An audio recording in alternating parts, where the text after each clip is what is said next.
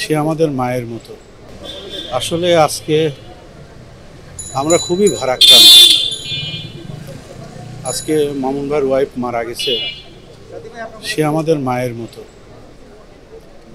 আমাকে পাবনা থেকে নিয়ে আসছে মামুনুর রশিদ এই জগতে, স্থান দিছে মামুন ভাই। তো প্রতিদিন সকাল 10টা সাড়ে 10টায় অফিসে আসতাম, রাত 9টা 10টার সময় চলে যেতাম।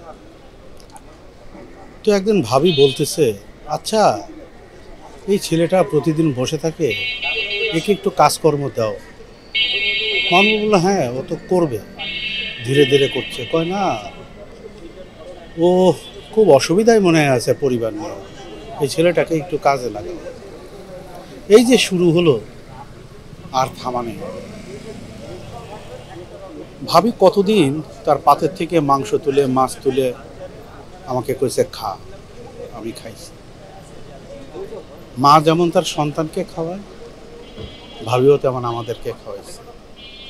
আমি দেখেছি অনেক মানুষকে ভাবি খাওয়াইছে। আজকে ভাবি আমাদের মাথার উপরে নাই। আল্লাহর কাছে প্রার্থনা করি ভাবিকে যেন আল্লাহ বেহেশতবাসী করে।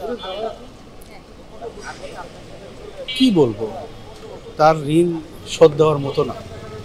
আমি মাসুদ রানা মিঠু হওয়ার পিছনে মামুন ভাই, ভাবি, আরণ্যক, বাংলা টেলিফিল্ম, তার মেয়ে, ছেলে, নাতিরা সবাই আমাকে এত ভালোবাসছে, এই ঋণ আমি শোধ দিতে পারব না। শুধু আল্লাহর কাছে প্রার্থনা করব, আল্লাহ যেন ভাবিকে বেহেশতবাসী করে। আপনারা সবাই দোয়া করুন।